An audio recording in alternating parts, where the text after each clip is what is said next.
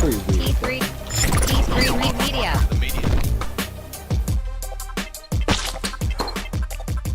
Welcome to another episode of Talking Through the Media. Your home for entertainment news by fans for fans.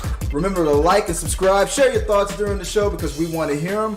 I'm Chris Fagan, and joining me on a mother bleeping Thursday, as I always like to say, is Finger Guns Daniel Dyer. I like that. That worked out so perfectly. Finger Guns, man. How you doing, bro? Good. How you doing?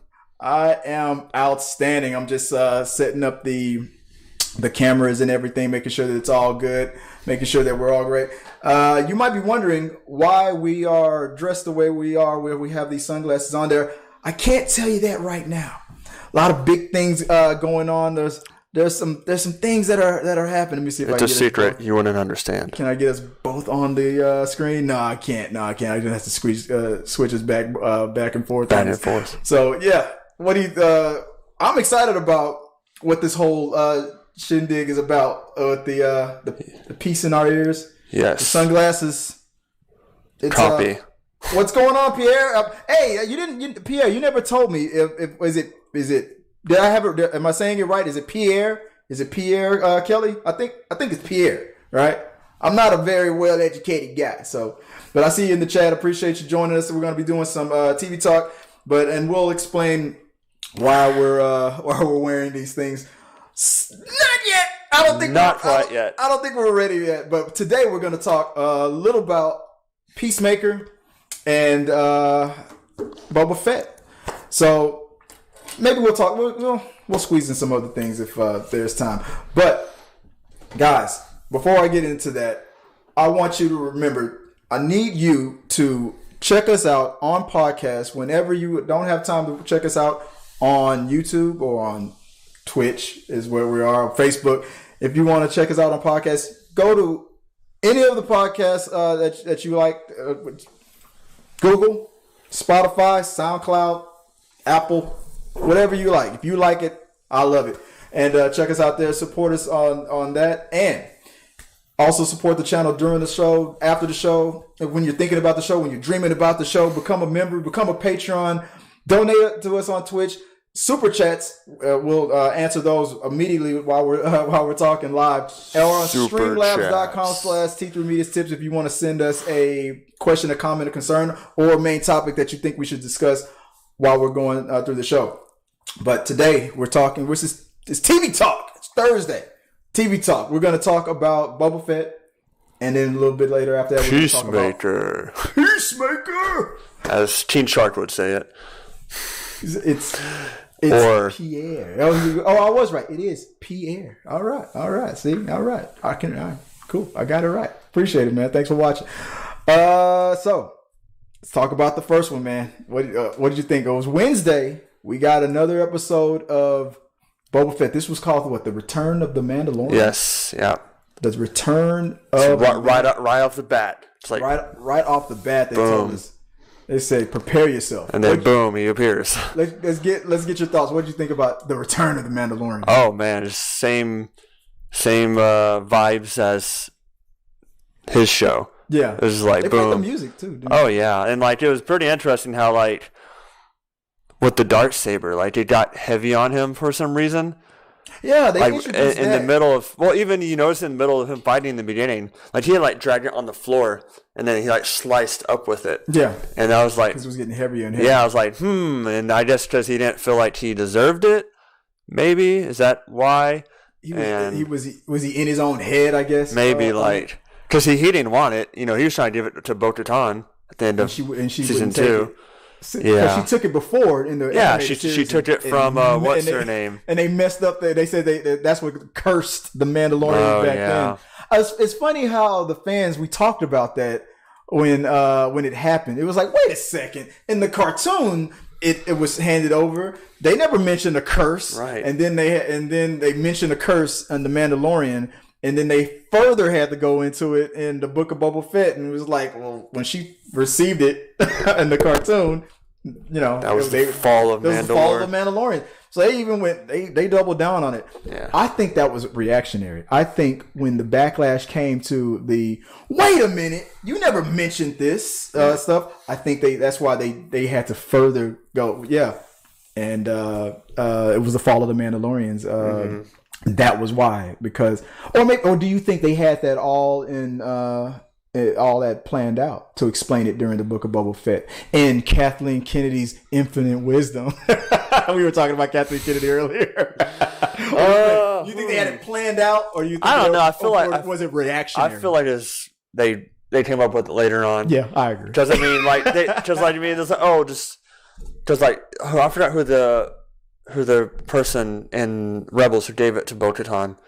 Can't remember her name. Well, yeah, with the multicolored hair, she's gonna be in the Ahsoka show too. Yes. Oh, damn! I'll look at it while you go. Yeah. Oh yeah. But anyway, it's like she gave like a pep talk like why it's okay for her to take the saber. Yeah. Like it doesn't need to be one every time. And it's like because she was a Mandalorian, and she was like okay with. But she won it in combat and then handed it to Bo-Katan. To Bo-Katan. Yeah, but she's like, I mean, but then like now in Sabine Wren, and then so all of a sudden like at the end of Mandalorian she refuses to take it, and it's like I wonder she learned her lesson, right? But how did Moff Gideon do it?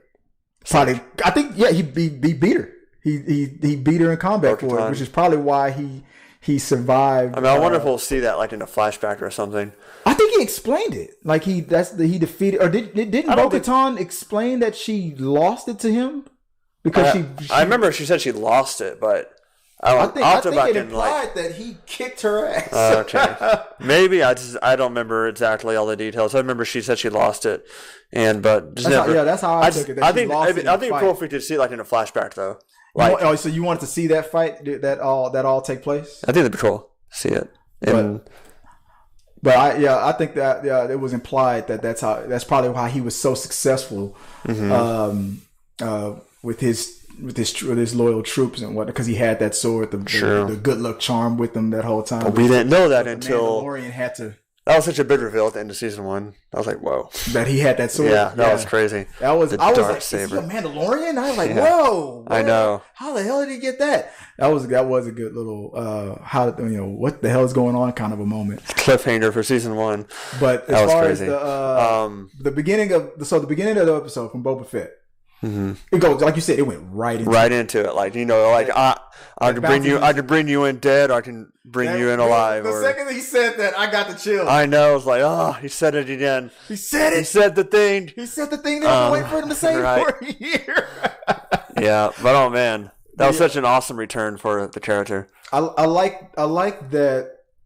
It felt. It's kind of crazy because it was like the thing that was. It's kind of sad for me to say this, but it was like as badass as Boba Fett is, and it was like the second season of The Mandalorian. Like when Boba Fett showed up, it was like this is what this show was missing. Yeah, this is what this show was missing. And now with The Mandalorian returning to the Book of Boba Fett, it was like this is what this show needed. Yeah, because everybody expected that's how Boba Fett was going to be. Slow? You mean like? Well, no, it's the way that Mandalorian was in this episode. It's the same players. That's how they wanted him to be, like all throughout this show, and they're just, he's just a different person now, in my opinion. Boba Fett's just a different person. He doesn't want to do all the whole bounty hunter life anymore, so he's not going to be out there just fighting and killing people for no reason. He doesn't want to be paid to do all that anymore, like he was trying to in the past. So, but Mandalorian, he's probably a much younger guy than Boba Fett is, so he can out there and do all that fighting and killing like he does and all that. And yeah, I can bring you in warm or bring you in cold. That's what I think he says. The second he said that, to me, it no longer felt like a chapter in the Book of Boba Fett. No, 2.5. The fact that it took, I was thinking, okay, maybe they're going to take the first 15 minutes. What was it, like a 45-minute show episode? It was almost an hour. It was almost an hour. Yeah. I was like, maybe the first 15 minutes, first 30 minutes is going to be about catching up with our friend Mando here. and then Boba's going to show up and That's give you an offer you can't refuse. It never happened. I know. It never really happened. Except until the very end. And even then it was Finnick. It was Finnick. I mean, what the... I was like, this was not... I'm like, I understand each episode is a chapter in the book of Boba Fett. Right. But it was loosely... I don't even like when books like veer off. Like there's only 8 chapters in this book, and you have a whole episode dedicated to Mandalorian. To the Mandalorian. This was the book of the Mandalorian right here. This chapter, that whole episode that had nothing to do with.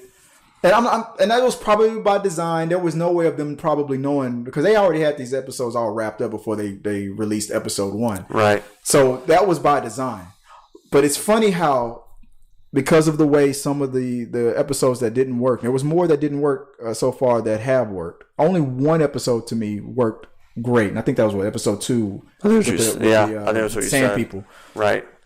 But this episode with the Mandalorian came just in the nick of time because they needed a win. There were so many bumps on this road, and it's fun. You had a great director. Howard, Ron Howard's daughter, was it? Bryce Dallas Howard, and they crushed it again. Yeah, she's done some great episodes. To me, and I know we're going to talk about Peacemaker later. Yeah, but so far, I love all the other directors as well, but for some reason, I like Bryce's direction a little bit better than even Favreau's. I mean, is that? Well, I mean, he's not. He's kind of just like overseeing them. He's the main producer, but hasn't he directed some of them? I don't know. I feel like all the time in the credits it just says him under executive producer, so he's not really. Who else am I thinking about? That Dave Filoni. That's what I'm thinking. He's probably about. Done some. But I like Bryce. I don't know why, but I like it. I like Bryce Dallas Howard so far because I know she's done at least Ron Howard blood. She's done at least one.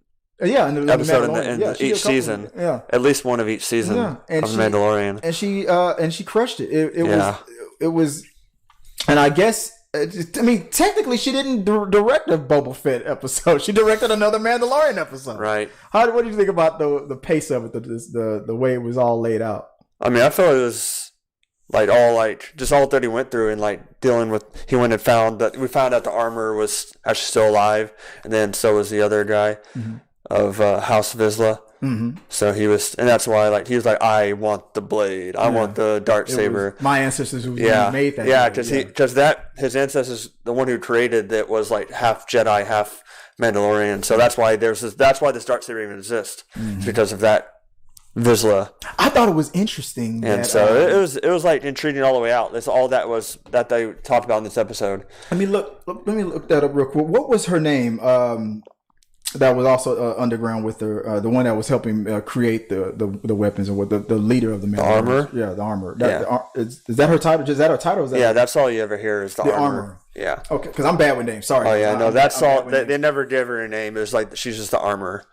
I was surprised at how much she seemed to know and have respect for the Jedi culture. Oh yeah. She was she knew a lot.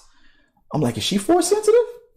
Maybe not. Know. But the fact that she had the way it was the way she spoke. Maybe she speaks about everything like this. If she gains a respect for it, she's just wise. She has seemed very wise. I knew that about her in the Mandalorian. Right. But when she started talking about Jedi culture, it was like either she's very familiar with Jedi or just has a huge respect. You could just hear it in the way she was talking. She had a lot of respect for Jedi. Mm-hmm.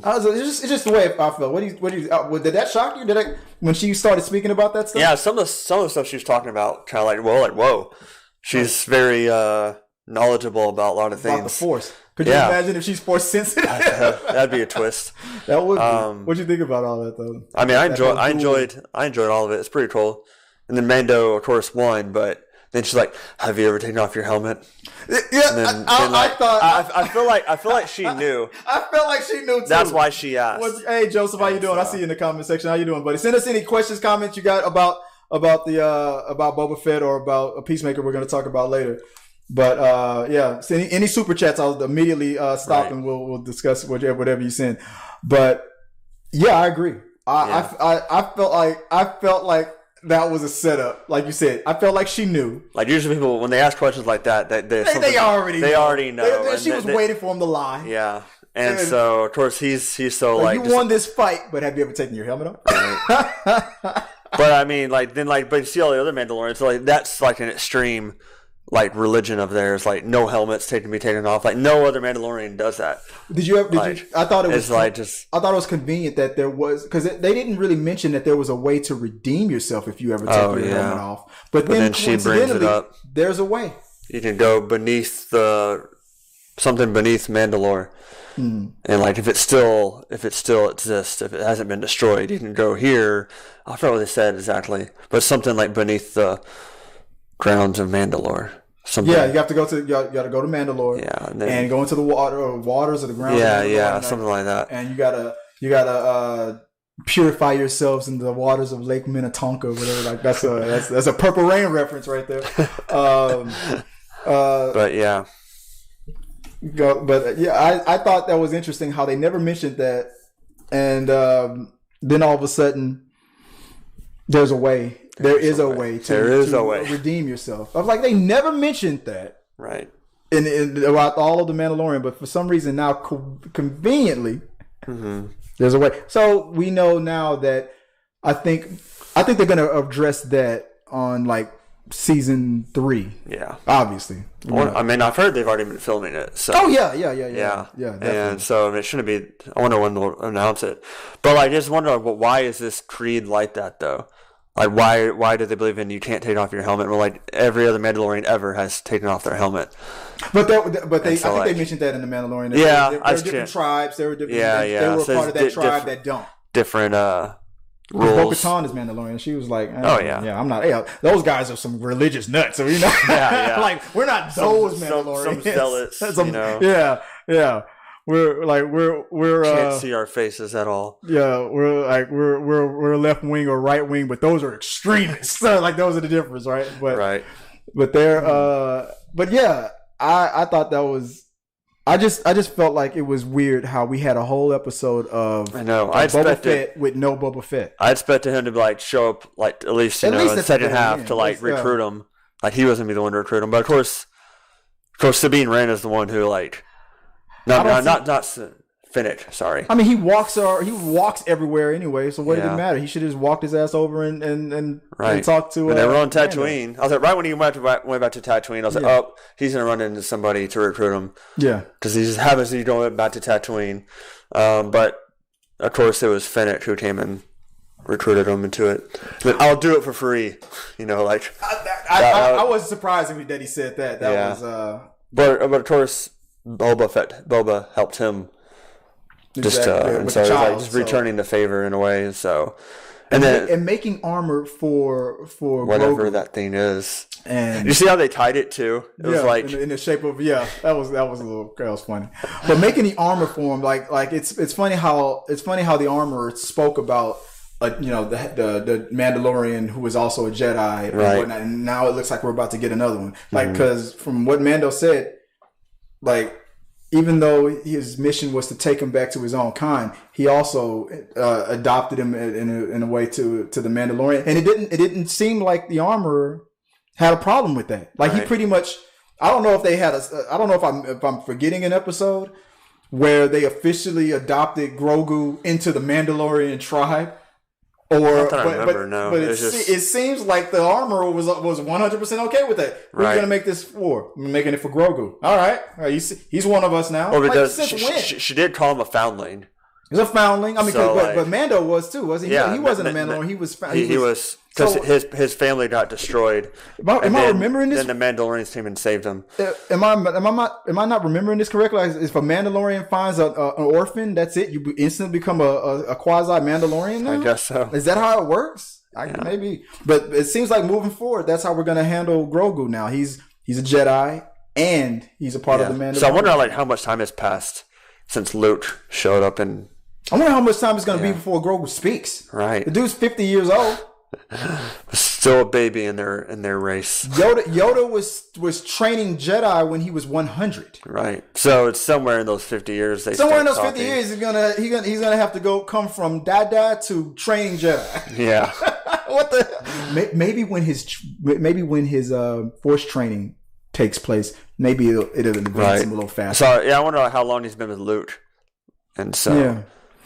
But or maybe a baby, whatever they are, whatever that species is called, maybe even a baby is mentally the equivalent of a 20-year-old or a 15-year-old or something like that. Maybe they're probably wiser than we. Because he was at the very Goo Goo Gaga to them is like quantum physics. To because he was throwing people around on Moff Gideon's ship. So he was throwing stormtroopers around just like nothing. It did tire him out pretty fast. But he was still just throwing stormtroopers around like they were nothing. They're going to have to explain it because there's another. He's still a baby at 50. Yeah. Yoda was training Jedi at 100. So level up, bro. Level up. Maybe Luke will help unlock that what he needs to level up. But yeah, it was a solid episode. Solid, man. I liked it. It was pretty cool. But the only thing I'm disappointed is the fact that it was only solid because we got Mando back. Yeah, I mean, that's what's disappointing. They brought that Boba Fett episode. They brought that vibe back with him. But I mean, like, we'll see how that episodes are because I'm sure they're gonna go into fighting with the Pikes Syndicate now. That's what it's been leading up to. I'm hoping. I'm thinking that it's gonna. I think it's gonna get. These next couple episodes are gonna be pretty badass. Yeah, I agree. It's a win. This was episode what, 5? 5, yeah. So that's 2 wins, 3. Oh, not so. To me, not so good. I mean, I feel like it's been intriguing enough. Intriguing enough. Yes. You see how even you have to say enough. Yeah, I mean, I've enjoyed it. I mean, yes. I enjoyed it. It's just episode 2 was the one that really. We all expected something else. And it was once again, it's always just that fan expectations kind of like set our bar up here when like we wanted to go this route and they're going this route. That's all it was. Our expectations were. Yeah, it's just our expectations were different. And like we wanted him to be like how he was in the one episode of Mandalorian. At any point when Mando got his ship, at any point did you expect him to when he went out in space, did you feel like he was about to say, now this is pod racing? Like, I don't know why I felt he was going to say that Anakin stuff, but I don't know. I never thought about it, but that's pretty funny. It's funny how he almost got arrested up there. So, hey, man, you sound familiar. Gotta go. Pew! Bye. That was another guy with the helmet who sounds like me. Yeah, that's that other Mandalorian that looks like, well, that was kind of funny. Mm-hmm. But apparently the other pilot was the one who did. But he was the one they put Luke's face on at the end of season 2. That other pilot. Okay. He was like the stand-in for Luke. That was the guy? Yeah. They actually let him have like a moment. A real moment. Yeah. That's cool. And so, but yeah, he was the one they put Luke's face on at the end of Mandalorian season 2. So like, but like, Tab of the Golden says we need new writers. New writers for the the Mandalorian, for the Book of Boba Fett. Is that what you're saying? But hi Tabitha. I know you. But I think, overall, this was a great episode. It's just, to me, disappointing that it had to be because of a surprise cameo that redeemed it. Let's hope moving forward that now that Mando is in the mix, we got the hey, look, we're about to have Mando. We're about to have what's that Wookiee? What's his name? Starts with it's hard name to pronounce, but yeah. Chrysanthemum. Black Baka, whatever his name is. Chrysanthemum, I believe. Yeah. Yes. But we're about. It feels like it's about to really be interesting these next couple episodes. I'm looking forward to it, guys. Let us know what you guys think about Boba Fett. Are you disappointed, or are you totally happy with the series so far? Are you lukewarm?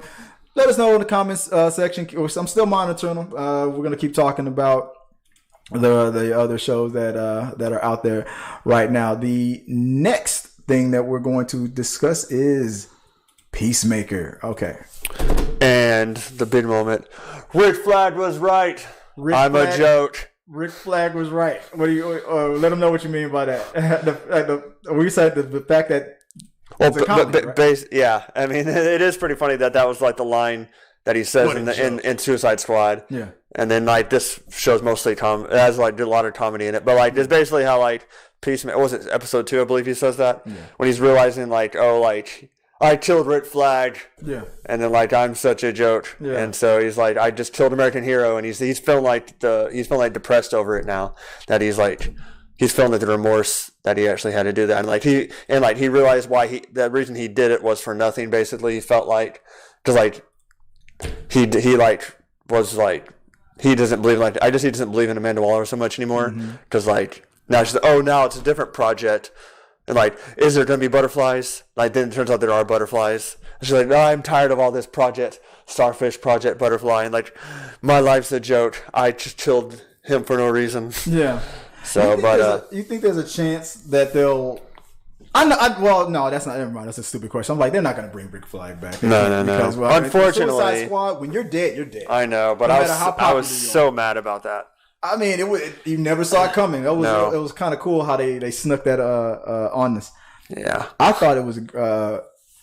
I thought the opposite of like a Boba Fett. Like this, the way each episode keeps building and getting better and better and better. It's right now to me, it's the best thing on TV as far as like comic books related stuff. Yeah, it's been really great every week. So every week it's built up. We didn't get as much Eagly in this episode as we normally. I think this is more about we saw as them that they bonded over the song, even the uptight hardcore. She even started at the end of the show. She was vibing to the song, and it's them. They were coming together as a team finally. Even with Matonus or is it? The one he calls Diebeard. Anyway. Yeah, Diebeard. Just say Diebeard. Yeah. But he has to start calling by his real name. Diebeard. And but it's because the girl was you need to start. He contributes, and then when he comes in and kills the bear with the freaking chainsaw, he's like, "You got my respect." That's the way to redeem yourself. There's one way to redeem yourself. Because he put his father in jail, so he started to hate him, and you've redeemed yourself by killing this freaking bear with the freaking chainsaw, and Pierre has a good question. Do you watch wrestling? Do you know who Becky Lynch is? I've heard of her. Yes, Becky Lynch. She's to me the face of the WWE. But she's the WWE Women's Champion right now. Nice. You gotta look up Becky Lynch on because we've had on Mandalorian we had a wrestler Sasha Banks. She was in that episode. Oh yeah. She appeared twice. Yeah. In 2 episodes. And so there's another wrestler out there who they feel would be a good fit for Marvel and DC, Becky Lynch. It would be funny if they introduced another wrestler in Peacemaker. Right. If I was to test Becky Lynch out, I would test her in Peacemaker. Just to see how she handles it. I think she would do a good job. She has a very thick Australian accent, Scottish accent. I see. So maybe make fun of that. Mm-hmm. talk with that deep accent. Right. Peacemaker would probably pick that apart. But maybe. But this episode, I feel like Amanda Waller's daughter. She's slipping. She's going into the dark side. She's really this isn't obviously this isn't going to be temporary. She's about to lose her wife, and it's all going to go bad. And what is this diary? What was that all about? What are they plan? What is Waller doing? Yeah, she's trying to frame him for something. Definitely. Yeah. It's just but of course, her daughter's all been conflicted with it. But she did it. But then only because he invited her in for a drink, and they're oh, here's my opportunity. Otherwise, I don't think she would have done it. Yeah. I don't think she would have snuck into his house and did it. Yeah. If the only reason it happened because he invited her to have a drink with her, and then I love that. I love that line. He makes her a drink, and it's all disgusting. Yeah. I love that line before they went inside. That whole thing, you're not just gonna try to get me drunk and try to have sex with me, right? He's like my dick is lesbian. So I thought that was kind of funny. But he's crazy. This whole thing with Peacemaker, obviously they were talking about this on online about HBO Max being in talks for season 2.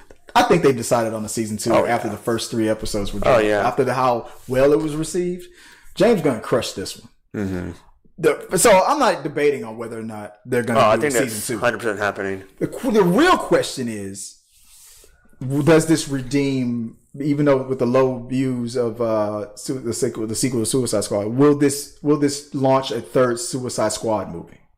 Will this help?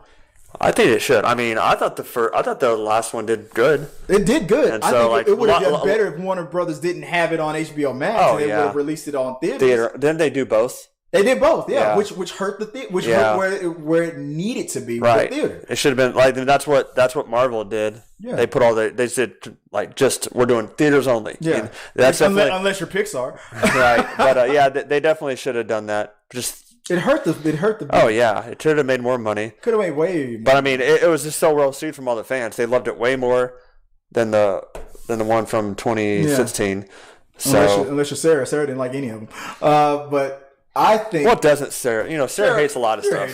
But I think that the main question is: does the Suicide Squad series will it justify a third Suicide Squad movie? I think it should happen. The Peacemaker series, I mean. Oh yeah. I think it will. At least I'm hopeful. I mean, I think fans already wanted it after the movie, so this just adds more support for it. So yeah. Is that me? Not bad. Had my phone vibrating, but I think that we should get another Suicide Squad. And it'll probably be Peacemaker leading the squad. And if the series, but how's that gonna go? Because they he's not gonna die. It's just all the people who are like survived at the end of the movie don't know he was alive. So like, how's that gonna like? I'm sure there's gonna be like some. Unless this is just a whole new squad, no Harley Quinn, no nothing. I think you need Harley Quinn though. Yeah, you're right. You know what? I'm gonna. But of course, they don't want to. Of course, they just walked away. They're not under Mandalore's control anymore because they have all that file. Because you come anywhere near us, we're going to expose you with this. That's true. And so maybe they won't be working for her. Maybe they could be in the movie, but they won't be like working for Amanda Waller. I mean that could be the thing. Because those 5, was it 4 or 5 that were left? If they decide to do another, that's a good question. If they do another Suicide Squad movie, do you do it with any of the original surviving members, or do you start off with a whole new group led by Peacemaker? And because Peacemaker's series is doing so well, right, that almost guarantees that Peacemaker won't die. Yeah. Oh yeah. I mean, unless they decide to do a Suicide Squad movie, when let's say Warner Brothers will only greenlight like 3 seasons or something. Mm-hmm. And then that's when they decide to throw Peacemaker back in the group and kill him. But if the series is doing so well, right? They keep him. Warner Brothers isn't going to kill him. No, because they want to be in the John Cena business. John Cena is really he's coming in his own. I think I don't know. Right. I think this. Here's a question. The end of this episode. Where the extra vision helmet was put on. Yeah, I was like, right when she, I was like, oh, I know what's about to happen. Yeah, we knew like, what was going to happen. She's gonna look over at Mr. I didn't think. What do you think this mystery is though? About because do you think he was always a butterfly, or do you think he became a butterfly like maybe after episode 2 or episode 1? I don't think he was right away because he was like hardcore on hunting these down and. He's still acting like he's hardcore. Yeah, but he's like a little different. But now he's he's a little softer now. Yeah, and I think Peacemaker is sensing it. Yeah, something's up, and so like I thought it'd be why Peacemaker leave his helmet there? Like they just had to. Of course, we know why. But he around. I don't think that was by design. Right, I don't think he planned that out. But no. But I'm saying like he just happened to forget his helmet. Yeah, he's not like 20 of them though. The fact that he attacked her so viciously, he went straight after her. It's like, oh yeah, it's okay. So it's like the warning that we got from what was his name, Judo Master, what's his name? Like they're not what you think. Implies that they're good. Maybe they're good. Maybe like the whole thing with like with the scrolls on Marvel. Maybe they're good. If that's the case, then maybe some are bad, some are good. Maybe I don't know. And maybe that's the situation. What do you think is likely? Like, I'm not sure. Of course, we knew with. And when they take over a body, does that human die? They've never answered that. We never seen one like leave the body before it gets killed. But of course, kind of like the same thing with Suicide Squad. Like he only he was happy. Like I was happy floating him on the stars. Yeah. Starro. It's like they basically just he should never been. They just humanity wants to bring this thing to Earth because it's so massive and huge, and like that's what caused. And of course, Amanda Waller had to like clean up the mess of, but like, of course, he wasn't really evil. It's just like he was just taken captive and held prisoner for all those years, and so he was kind of just wanted his freedom again. So like, we don't know how is this something similar, or they actually are harm to humans, or I mean, as vicious as they're acting. Yeah. They obviously come off. They're set up to be the villains, right? But the twist that we got from episode 3, where it's like they're not what you think. Yeah, whatever Judo Master. Whatever he meant. It's like, do I think they're going inside people's orifices, like Diebeer says, through the butt, and taking people's brains over? I think that I don't want that. Right. If the only thing I would think that we're going to get a twist is if when they take people over, maybe it's temporary and it doesn't harm humans. Mm-hmm. Maybe that's going to be a twist that we're not going to know about until later on. I don't know. I don't get it. Obviously, Suicide Squad, the formula is, you think the mission is this, it changes, and there's always a twist. The true villain reveals themselves a little bit in in the third act. Yeah. If they're not what we think, obviously, I'm messed up. Amanda Waller's daughter, what's her name? Obviously, she's not going to die. Starts with an A, I think. Yeah, I can't remember her name. Obviously, she's not going to die. No. The way she was so viciously attacked, that was probably just to stop her. If he doesn't kill her, then obviously we're gonna have a conversation. We're gonna figure out that we're gonna. So I figure in the next episode we're gonna figure out what the big mystery is. Yeah, because he's gonna probably tell her the reason why we're here is ... Mm-hmm. Definitely. Speculate. What do you think? I feel like that'll be like the first part of the episode. Like right when it starts, they'll basically continue right where, because it basically like it's got to continue right at that. It basically right when she's doing this, it like cut off. Like the screen went dark. Right when she's like put her hands up. He's not gonna kill her. So no. So if there's a misdirect, it's because he really went at her. Yeah.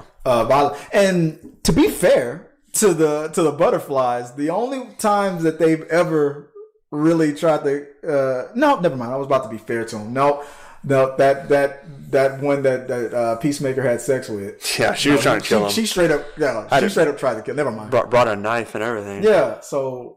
But some are good, some are bad. But of course, because she saw the file that they were so maybe there is some when they feel threatened. Yeah, and she obviously felt she liked them at first. Yeah, because she saw the file, and she saw what their mission was that they were hunting and hunt them down. And then she came at him. Yeah, very viciously. Right, because we were like, "Why is she doing that?" And then the flashback was like, "Oh, I brought the file in with me." That's makes sense. Yeah. I didn't think about that. So they're nice. And just like in this episode, like the Waller's daughter and Peacemaker walked in there, and they didn't attack him right away. Because Peacemaker came in swinging. Yeah, it wasn't until Peacemaker turned on his night vision goggles or X-ray vision and started shooting them. That's when they all started. Well, those other workers didn't know that Hart were threats. Right. But the second they saw them, they attacked. Maybe they just knew they were already hunting them down from probably. From the past. Maybe it was like footage of them. I like this. I like the fact that we're trying. I feel like this is another episode of Judgment of Character where I'm trying to defend. Like why? Because of course in the first, the girl, like you said, with Peacemaker, she didn't attack him until she knew what their mission is this. But then there's other times they've been more aggressive. It's like we don't know. I mean, of course they're keeping us guessing for a reason, though. I think that's why they need their food. The food is rare. Yeah. They're just probably immigrants, and they're just trying to survive. This is probably going to come back to like a Superman thing, like how certain aliens in the DC universe are treated nicely when they come to Earth. Other ones are just hunted. Right. Like, you treat Superman like gold, but then you treat other aliens who look different like shit. Right. It's going to probably come down to that. Yeah. How many episodes? I forgot this was going to be. I'll look it up. I thought that was about to be 10 episodes, right? James Gunn eyeing second Suicide Squad spinoff. Another spinoff from a spinoff of a spinoff? Like, jeez. Right. But I'm not disappointed at all in what we've gotten so far with Suicide Squad. It's been great. I can't wait till we get Suicide Squad Peacemaker. I can't wait for more. It's going to get greenlit for another season. It's probably going to get greenlit for another 2 or 3 seasons. It's doing too good. My main question is to you guys: Will it launch another Suicide? Will we get a third Suicide Squad movie? I feel like we need a third one, and I think with the success of Peacemaker, if Peacemaker joins the Suicide Squad again, it'll probably tie in. Maybe he'll do something so bad at the end of season 3 or season 2 or whatever that'll he'll get arrested again, and he has to start all over. You got arrested again. You want to get out? You're back in the Suicide Squad kind of a thing again. They'll probably play. He still has that chip, so he has to still do what he's told. Yeah. So it says 8 episodes, and we just saw episode what? 5. 3 left. So, yeah. 3 left. 3 left. Yeah. So I think in this episode we're gonna figure out what the hell's up with the butterflies. The next 2 episodes is gonna be getting the rest of the team caught up, and then I'm sorry that in that last episode it's going to be about the real big bad, the real villain. Right. So James Gunn is directing the next one and the episode 8. Did he direct all of them? No.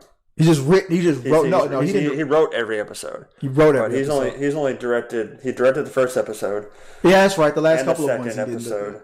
And the third episode. So he directed the first 3 episodes. But he didn't do it. Yeah, episode 4, not 4 or 5, and 5. Okay. But he's directing episode 6 and episode 7. That's, you know why? Probably because something big and badass is about to happen. Right. And he wants to be there. He wants to be all over that. Only I.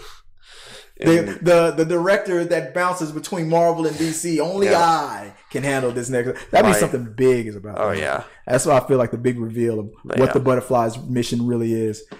What are you leaning more towards?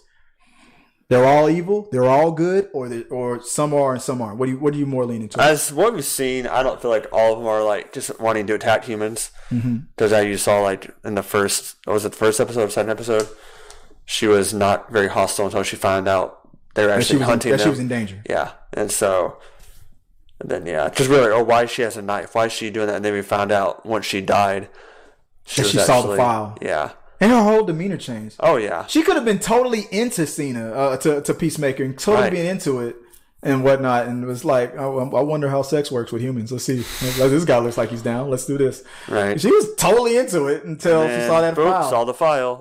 I have to kill him now. And her whole demeanor changed. It was like night and day. She just looked at him and quietly went to the next room to get the knife. That was crazy.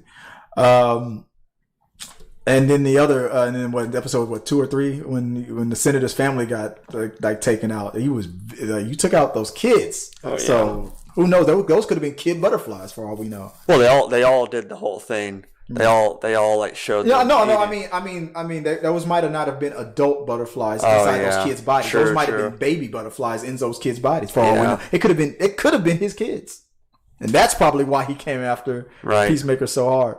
But. Dun dun dun. Yeah. It's who the heck is calling me? You're popular tonight. Oh, my bad. Sorry about that, guys. All right, that's probably a sign of that's probably the wrap it up sign. There's only so much we can speculate on the next episode. Guys, appreciate the conversation that we had. We're gonna try to do this every Thursday, like Thursday TV Talk. We talk about what's going on we're still the review news show, but Thursdays are going to be more focused on like TV stuff. I don't know what movie stuff is going on. What's out there that's movie related that we got to check out. What are you going to go see Moonfall? Are you gonna check that out? Maybe. I've heard very bad things. Oh really? Yeah. I mean, I have that AMC A-list thing, so trying to like I'd go see movies I wouldn't normally see. Yeah. All right. But yeah, there are some movies I still want to go see that I haven't seen yet that are still in theaters. But I don't know. For movies, there's not really anything big right now. The Batman is the next big thing that I'm waiting for. That's March, so that's the next big thing I'm looking forward to. Of course, comic book movies. Book movies, of course. We had our. Of course, Scream was pretty big. Yeah, but that's already passed. You know what? And speaking of Scream, so there's gonna be more sketches and things like that. That's gonna happen. We're going to decide on how to handle it and what we're going to do in upcoming projects that me and Daniel are working on. But look out for that of what we're going to be up to in the near future. I thought I was about to say something, but I'm not going to say it. Well, just stay tuned. No spoilers. No spoilers. But stay tuned. Let me know what you guys think about everything we talked about. Peacemaker, Boba Fett, what you're speculating, what's going on, what you feel like is going to happen in the near future, what you're excited about, what you're disappointed about. Let it all out. We're here to help you out as far as this, this therapy session that we do every day. It's on a Thursday. Right. I should be back tomorrow with Amy Newman for Friday Freestyle. We'll figure out what we're going to talk about tomorrow. But check that out. Hope you see you guys again tomorrow. And you can catch me if you want to reach out to me directly. It's at T3 Medias. Or you can check me out at Chris W. Fagan. If they want to find you, Daniel, where can the people find you online? Instagram at DYER Cosplay. Or I got Dire Situation. I gotta change that. I got Dire Situation 10. So you want cosplay on there? All right. So you have to be. You have to be either or. All right. Dire Situation 10 or Dire Cosplay. DYER. Those are both my Instagrams. All right. Like I always say, Talking Through the Media was brought to you in front of a live studio audience of butterflies. We know you guys have been compromised out there. Yes. Finger guns. We're in our X-ray. There you go. Come hunt you down. Poked yourself in the eye. I know. Yeah, that was a fail. That was. That's me on the blooper reel. That was terrible. Horrible. All right, guys. Until next time. Hey, have a good one. Peace. Our supporters help make all this content possible, so make sure you check out our Patreon page so you can help us bring you the content you want. Push the pedal to the freaking metal. I'm turned up just like heavy metal. Yo.